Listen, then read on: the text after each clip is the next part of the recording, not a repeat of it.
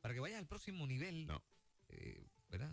No, del saque no. Hay una sola estructura. Por ejemplo, Pablo no es más grande que yo. No. No está en otro nivel dentro del reino. No, porque asumir niveles tira por el suelo el concepto del cuerpo de Cristo. Una mano no es más que un pie. Un ojo no es más que una mano. Okay. Porque un ojo no puede hablar. Puede ver, pero necesita la boca.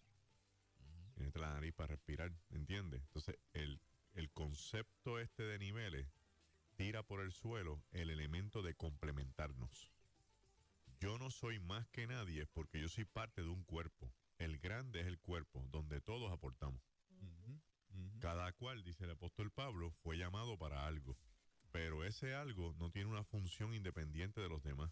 Tiene una función complementaria con el resto, que es alcanzar las almas. Donde único pudiéramos aplicar el concepto es en cuanto al aprendizaje, en cuanto a la revelación de la palabra que hemos recibido. Es decir, bueno, yo estaba en un nivel donde realmente era bien ignorante, era un principiante, pero ahora he subido de nivel porque la experiencia, Cristo me ha pulido, me ha promovido en la experiencia que tengo con Él. En ese sentido, pudiese ser que lo utilicemos para ese aspecto personal. Sí, para el aspecto personal individual, donde yo me comparo contra mí mismo. Exacto. Como me dijo el pastor Gabriel Berríos de Sidra, a quien le envío un fuerte abrazo cuando me habló de su condición médica, que él fue al médico y el médico le dio una palabra que a mí me encantó. El médico le dijo, Gabriel, lo mejor que habla de un paciente es su expediente médico.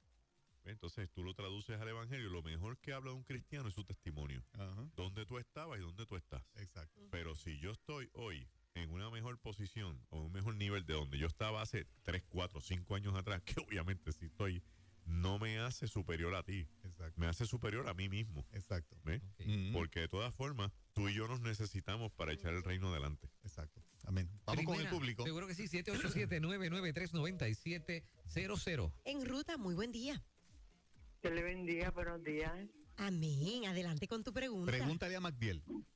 Tengo una pregunta sencilla y fácil. Esas son las que me preocupan. ¿Se dice placio o plujo? Plujo. Okay. Plujo. Gracias. Bendiga.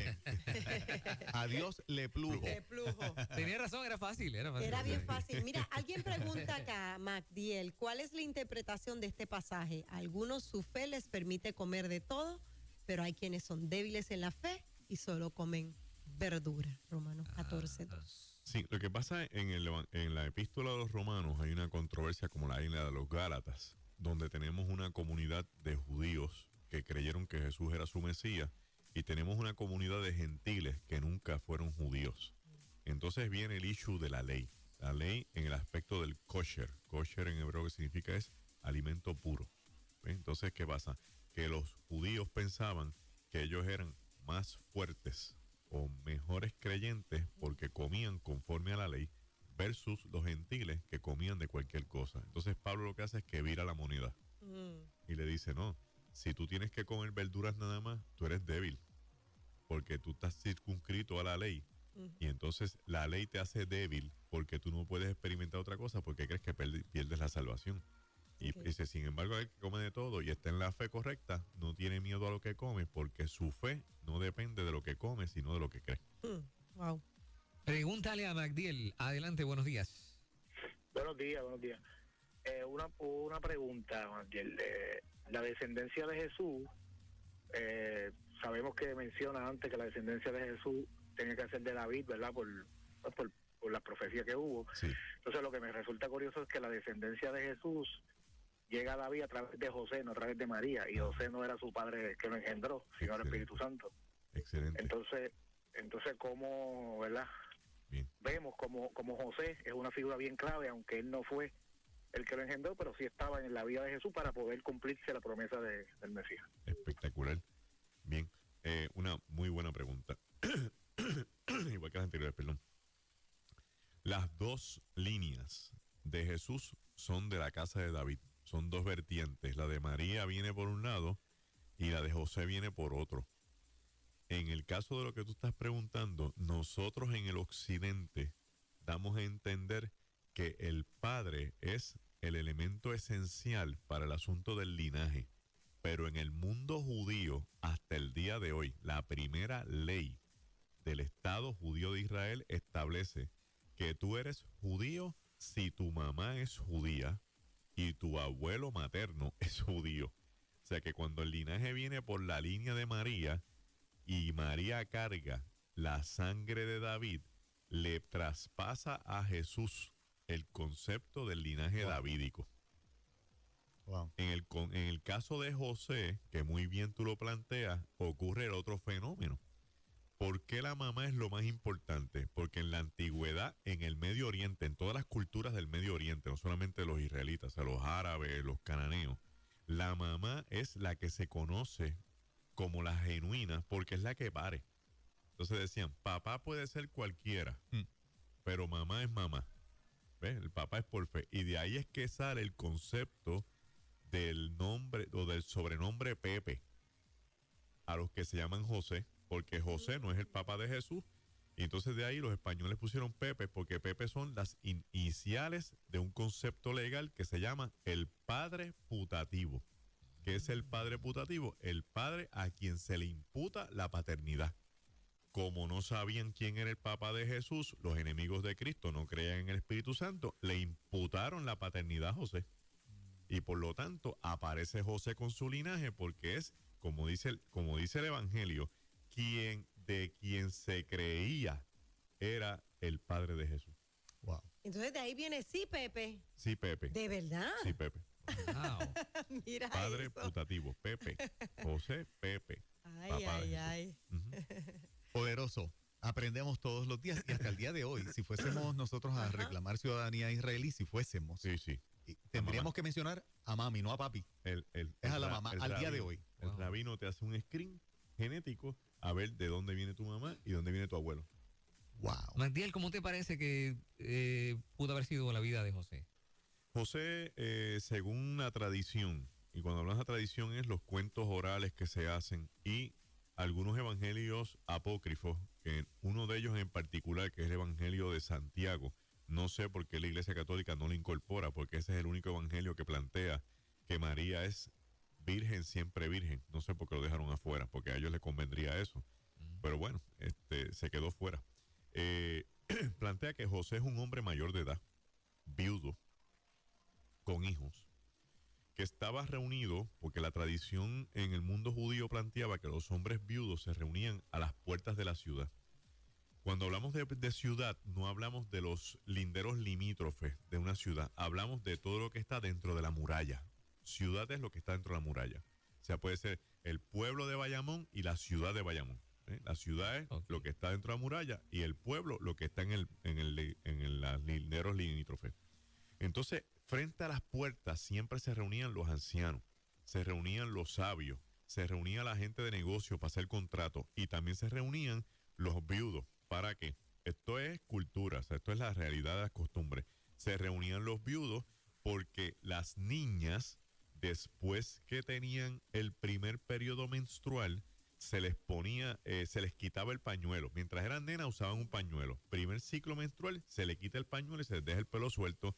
Y ya se sabe que esa niña, sus órganos reproductores están funcionando, por lo cual cualquier hombre puede aspirar a esa nena de 12, 13 años, ir al papá, hacer un contrato de la dote, y eso se llama desposarla. Desposarla significa que ya está comprometida con un hombre.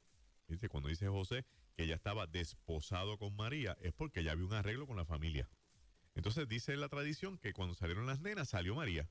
Y José la vio y echaron las suertes y el turno le tocó a José. José le tocó escoger. Entonces José escogió a María.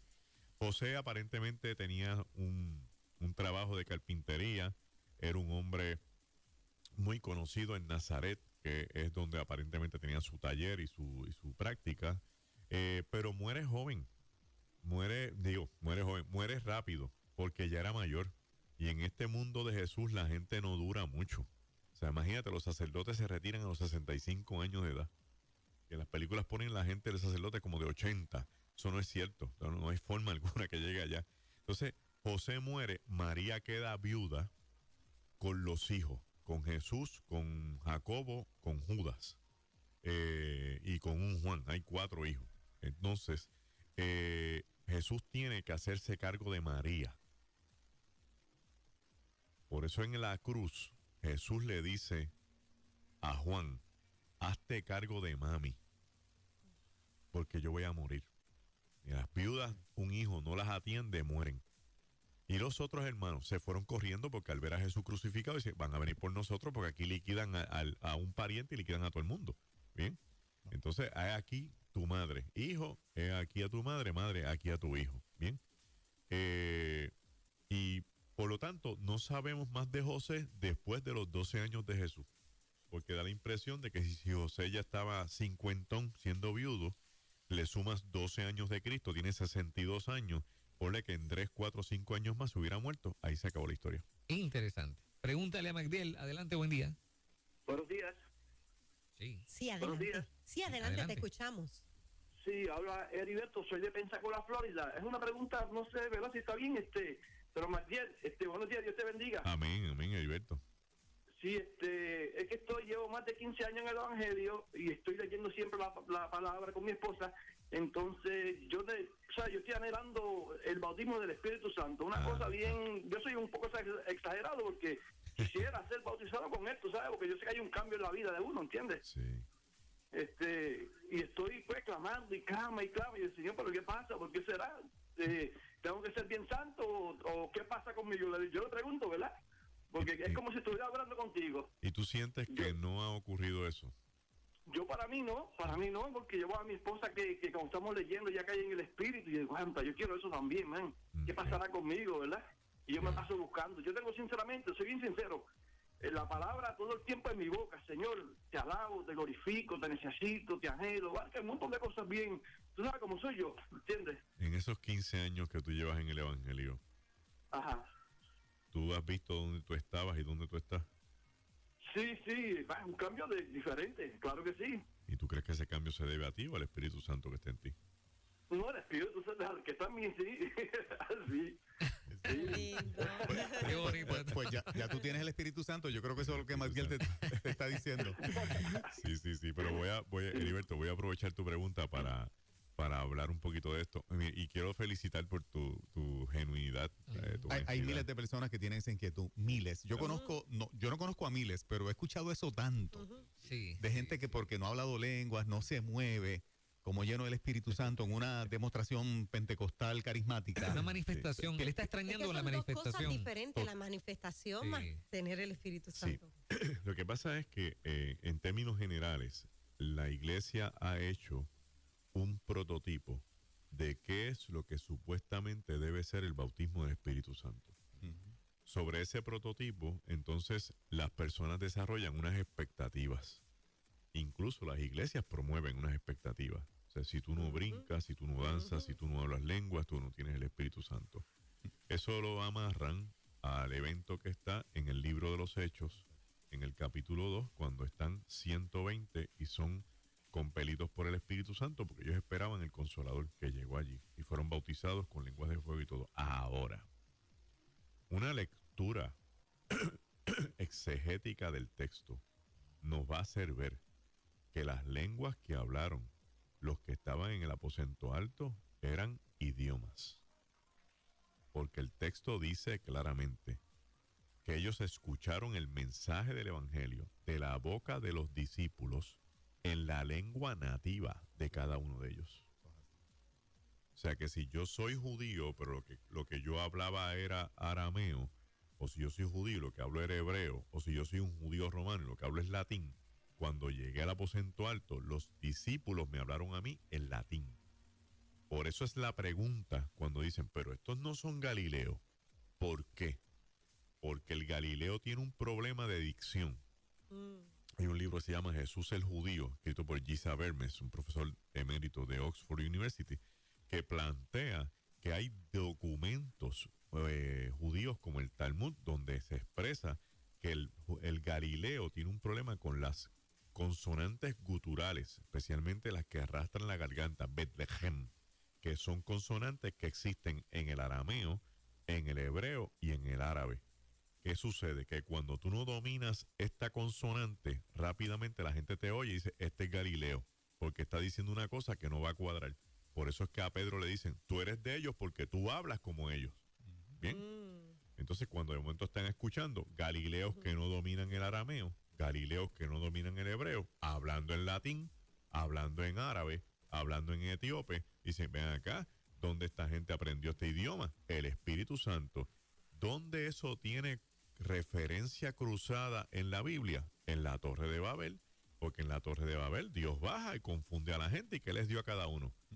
Lenguas, idiomas, para que cada cual se agrupara por su idioma y se repartieran. Entonces, Pablo en el capítulo 13 de la Epístola de los Corintios nos dice, si yo hablo lenguas angélicas y humanas, o sea que el Espíritu me puede llevar a mí a hablar lenguas celestiales y hablar lenguas humanas.